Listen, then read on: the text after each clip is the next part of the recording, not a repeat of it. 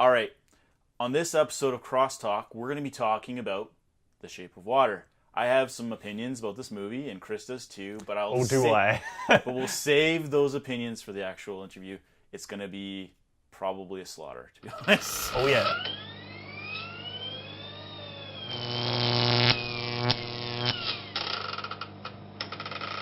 All right, we're back for another episode of Crosstalk. I'm Tim. I'm Chris. And today, Chris is going to scare me because we're talking about The Shape of Water. Yes, we are. And I know that he has a very strong distaste for this movie. Yes, I do. And I liked it, but I don't know if I liked it enough to prepare properly to talk about it. But we'll see. We'll see who's right and who's wrong. Maybe there are no winners. Maybe there's only losers. The movie is loser, and everybody who saw it.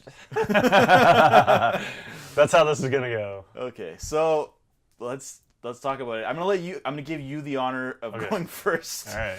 Because you have, like I said, strong opinions. I do have very strong opinions of the film. Okay, I will start off by the fact that it's not it's not awful. So it's not an awful film by any stretch of the imagination. Yeah. It's horribly mediocre, is what it is.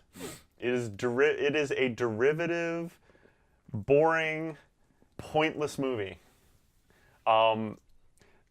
Every character that is in it is a stereotypical, dialed up to 11 version of a character. Yeah. You've got stereotypical sassy black woman. Octavia Spencer. Yes. Of all, yeah. You've got stereotypical deaf mute girl. You've got Sally Hawkins. Yeah, you've got overly stereotypical bad guy, Michael Shannon, yes, who plays the same character he played in Boardwalk Empire, just dialed up to 11. Yeah. The only interesting character with layers in it at all was the guy who, the gay movie poster artist. Richard Jenkins. Yeah, and I just need to make sure I knew all their names. And he was barely in the movie. Yes. So, like, where to start with this thing? Man. What about Doug Jones? How did you feel about him? Well, Doug Jones is good in anything he does. He couldn't emote, but I mean, he's under like 16 layers of fishman makeup. I mean, what are you gonna do? But my God. So I kept waiting for something to happen in this movie. Nothing happens. Nothing of consequence happens. It is a paint-by-numbers love story. It's so derivative. Oddly enough, it's getting sued for apparently stealing it from a Broadway play, which is funny because it's super derivative. But that Guillermo Del Toro, he's really good at making art. He's an amazing director. I love Pan's Labyrinth. Is one of my favorite movies ever. Have you seen Crimson Peak? Also, I haven't seen it yet, but it's on my list. Yeah. I even like Mimic, and Mimic's pretty bad. Hellboy, he did both, right? Yeah, both Hellboys are really good. I really enjoy them. I love Del Toro, but this is just it's lazy. It's lazily directed. It's not really all that artistic. Like the shots are, and the score is so distracting. Yeah. Like, are we in 60s America or are we in frickin' Paris? If you Googled stereotypical Paris music, this score would come up as a result in Google. Mm-hmm. It's just, yeah, like, I mean, the whole point of the movie, which is the love story, she basically falls in love with him when he's captured via montage. And I mean, like, there's no depth there at all. And that whole, when they do finally rescue him and get him out of the fish guy, get him out of the underground, the underground research station that they had him in, even when they do get him out of there, and they go back, like, that whole bathroom scene is bullshit. It's just so, like, yeah, you can flood a bathroom by putting a towel under the door. Like, oh my... Well, it was a few towels, but yes. Oh my God. Like, it's just boring. And the subplot, like, does nothing. Like, nothing happens with the subplot. It's, like, stereotypical, like, deaf girl, like, falls in love with a fish guy via montage, rescues him, and eventually, like, falls in love with him, and at the end, the stereotypical evil guy finds them and, like, shoots and kills her, but the fish guy, like, who apparently is bulletproof, which, how do you even get captured in the first place? Kills the stereotypical evil guy, takes the stereotypical deaf girl into the water with him. She comes back to life. They live happily ever after. End of movie. There, I saved you 2 boring hours. You're welcome. It's, And the most infuriating thing of all about this film is that it won a goddamn Oscar for Best Picture, and Del Toro won a goddamn Oscar for Best Director. I'm like, Get Out is right there. They also got another one for was it song? No, it wasn't song. It was man, it better not have been score, because that score was also terrible. It wasn't score. It was, I already forgot what it was. It's okay. It won 3 awards. Right, 3 awards that it should never have gotten. Yeah. It's like, actually, again, I will reference Puck Soup podcast that I listen to, the hockey podcast where they talk about pop culture, and they talked about the Oscars, and one of the guys on there, and this is exactly how I feel how this happened. It's like the people who judge the Oscars, they don't actually watch the films. They actually like, hey, Shape of Water, that sounds like an artsy film. That should win. And I feel like that's exactly what happened. And I'm like, if you want, I get, like, people are like, well, it's a love story. I'm like, I'm not against love stories. I love dramas. I love, like, there's, like, Amour. There's, like, which is about 2 elderly people. One of them gets dementia, and it's how, like, the other one sticks with them because they love them. There's Eternal Sunshine, Spotless Mind. There's, what was the one you reviewed? The interracial marriage? Oh, Loving. Loving.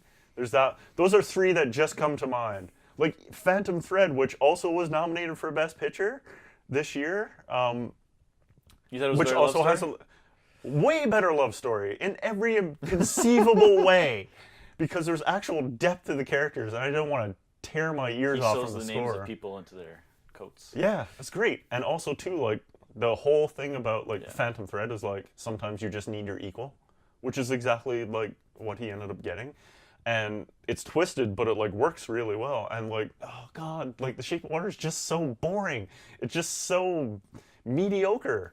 It's just like, oh, man, I don't understand people. So the reason why I think it's a good movie and not a movie that is necessarily something that you would like, but I think that I can relate to as an artist, okay, is I do identify that Richard Jenkins' character is central to that plot, and the movie wouldn't exist without his telling.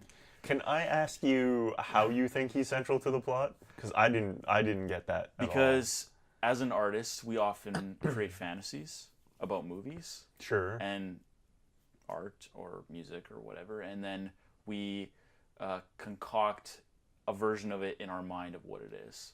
So I actually just came up with this on the fly, by the way. Nice. I'm going to present to you my opinion of what I think this movie represents. I actually think it is not a literal story. I think it is a fairy tale. I think not a particularly good one. I think most fairy tales are often not. We're used to the Disney version of fairy tales now, where it's like everything's happy. There's a slight villain is taken care of, and then everything's wrapped into a neat bow. But that's what happened in this movie. I actually think that is not what happened. I think that the artist created that in his mind because he was very sick. He had rituals. He did things over and over again. Like, he watched a lot of the same musicals. He went to the same bakery every day. He would have a pie and then not finish it. Like, there was, like, saw. He did that because he was attracted to the guy that was sure, and that was part of it. But I also think that there was things that he wasn't dealing with in his life. Okay. And so then, as a consequence of that, he was creating versions of what life he wanted to see. And so the story of his friend finding what she deserved, she was a princess, right? Mm-hmm. So I think it was a fairy tale in the sense that it was actually just like Pan's Labyrinth. There was what the little girl saw and what actually happened. Yeah. She died, but in her mind, she went to the kingdom. So I think in this story, it's a story of and it's actually amazing, and if you think about it, because it's a gay man in communist era America, mm-hmm. and he's in a dying industry, like the ad man dying. Yep. Musicals kind of going by the wayside. Monster movies are on their way out. All of these things that he loves and cared about growing up are becoming less important. So, for me, The Shape of Water is and this is going to sound really cheesy, but it's like Bruce Lee said, be formless, be shapeless like water, right? Okay. So it's like he's trying to fit into a world that doesn't really understand him. Okay.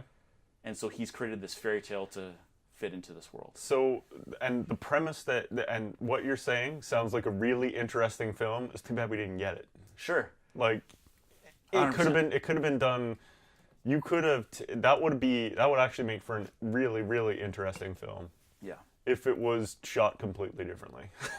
Yeah. So I think where the movie falls apart for me, and I agree with you on this, is that it is a little bit boring in some places. Like, Michael Shannon's villain is a little bit on the nose. And I know we've talked about this before. Way too over the top. And the whole thing with his finger, but completely unnecessary. But I think, like I said to my point earlier about it being a fairy tale, is that these are caricatures of people. They're not real. So we're getting, and I might be wrong. It might just be me, like... It's an interesting interpretation of it. Trying to justify it. But I think that's might be why it comes across the way it does, because for me it's a very poetic film. It describes what it's like to be an outsider, what it's like to try and relate to people, and like I said, as an artist I can relate to that character, and he's the narrator of the story. I also think that, and this is like a personal thing, but I have a sister who is hearing impaired, and she's not mute like Sally Jenkins' character, but she has a hard time relating to people all the time because she has a very specific personal experience, and someone who's mute would obviously not be able to relate to everyone and not felt like they're being seen or heard properly, right? So I have a personal relationship with her, just as the artist has a personal relationship with this character. So when we were talking about the movie before, I said it was important to me because of that relationship. But upon thinking about it further and further, I think I realized that it's because I can see the movie through that. So you relate to it on a far more personal level. And maybe I'm wrong, and maybe that's not what the movie is about. Well, that's fine. I mean, the whole point of this is a differing opinion. If we both hated it, it'd be not. It wouldn't make sense. It wouldn't make for a very interesting topic to discuss, right? 100%. So whether or not I'm right. And I don't think either one of us are right. Yeah. I think this is our opinion, right? Sure. Whether or not my prediction of why Del Toro constructed the story that way is true or not, I think it is very smart of him to put those elements in there and say, oh, let's put together a musical and a monster movie and talk about that culture of that era in a very romantic way, because, like you said, it's derivative. But I think that we're in a time right now, and we're going to talk about horror movies later. And I have some very interesting insights on horror movies. Well, that genre is derivative, but that's besides the point. I have some very interesting insights on why I think a movie like The Shape of Water exists right now, and I think it is definitely a vehicle of its time. And I don't mean in the sense that it's timeless. I mean in the sense that it's talking about something that's timeless in a contemporary way. I feel like this is going to be one of those films that won Best Picture that I feel like people aren't going to talk about in a few years. I'll talk about it because I think. Well, I'm just saying, like, from the critic community. Yeah. I feel like people are, in 5 years' time, people will still talk about Get Out. Yeah. But nobody's going to be talking nobody's going to be talking about Shape of Water. Yeah, maybe I'm wrong to have put myself into it. It's really hilarious. I don't think so, because I think for people. For you, I think like a good film. I don't think this is a good film, but like for you, it is, because it puts you in that role. You put you in the role, so you can see it from the person who's in it. For me, like, that sounds like a really interesting premise to a movie that isn't this movie.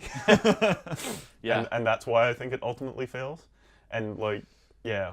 I've already said that everything. Because, I'd be repeating myself if I say everything. Because it's like you said, they're these stereotypical characters. And if you look at that time and place where people not being identified by their race or their gender or their otherness, like, you have the very sassy black woman and you have the very clearly homosexual creative who's like being closeted. And he's eccentric. And he's eccentric, like you would expect a creative person to be, but that's not always how they are. And then you have the meek, female who is easily overpowered by all the men in her life. Yeah, I know. And there's like no character. This is the other thing too. There's like no character growth in this movie whatsoever. Yeah, and so like I said, I can recognize we've talked about this before too, and I think that sometimes this is where you and I differ on our opinions on films. I don't always think that movies have to have a myriad of things in order to make it a successful film. I think you can take things. It's like how you have different friends. You have one friend that you can talk to about film, and you have another you can talk to about sports, and you have a third that you can talk to about, your opinions on board games or whatever, right? Yeah. I think for me, films in a lot of cases have value when I can use them, and we've talked about this before too, is it's a leverage point to have a conversation about something. In my tool belt as an artist and as someone who likes film, I can now refer to The Shape of Water and say, like, this movie, I think, identifies these types of things and really shows, like, I don't know what it was like to live in that time, but what I think it would have been like for people, and how, not oppression, but bigotry exists and still exists. Yeah. It's a big social issue, and as much as we want to like gloss over it, it's everywhere. Again, I just don't think that this is this film. This is where we differ, right? But yeah, that's the thing. I mean, that's the thing. Like, I could just be, it could be a hype thing for me too. I could have went into it too hyped, and I shouldn't have told you like, oh, I loved it. I should have just said like, yeah, I watched it. It's not necessary though. You had other stuff where it's like, I loved it, and I'm like, yeah, it's all right, but I didn't feel like this passionately about that as I do about this. So, okay. So I think in summation, whether or not it deserves Academy Awards, it does not. It doesn't really matter to me, I guess. Well, the Academy Awards, in all honesty, awards, I would say they don't matter, but in the grand scheme of things, they kind of don't. Yeah. So, like, I mean, I say it like the biggest thing that really angers me is that it won Best Picture. It's like, the only reason I'm that upset about it is because I feel like Get Out was a far more important film, and it would have been better served to give the award to that. But that's... I will agree with you there. I think Get Out is an amazing film. And it should have won. And it is my... is it my favorite? No, because I really like Brawl and Cell Block 99. Nice. But Get Out is one of my top 5 movies of 2017 for sure. Probably my second favorite movie. Yeah.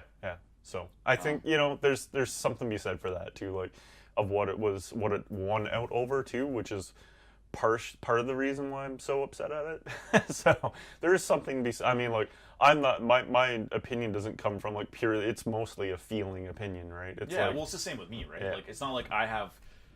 Here's the logical reasons why I can deconstruct this film, and it's not. Here's how it was shot, and Act 3 is like blah blah. It's like, no, like.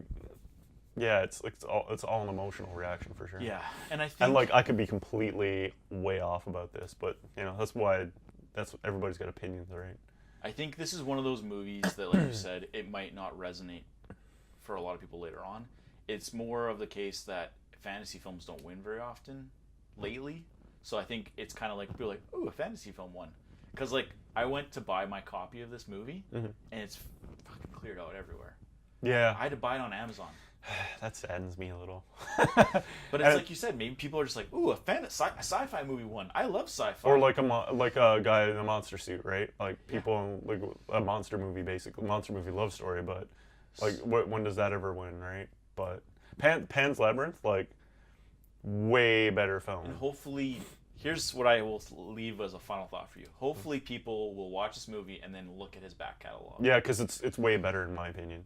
And yeah, I mean, it's gonna be one of those things, I think, where people are like, what won Best Picture that year? Oh yeah, Shape of Water. So that said, I don't think we came to some sort of compromise. Compromise, no. At best, I think I can see your point of view and you can see mine, and that's kind of... That's all that matters. That's kind of... Yeah, exactly. We're not gonna have a fist fight over the movie, that's for sure. Yeah. But yeah. So that's it. I think we covered it. I think we covered it all. Yeah. So, what are your feelings in The Shape of Water? Do you have as much distaste for it as I do? Or are you in the same camp as Tim? Or do you really, really love it? Please feel free to comment below, like and share the video, or even better, subscribe to the channel. Until next time, I'm Tim. And I'm Chris. And this is Crosstalk.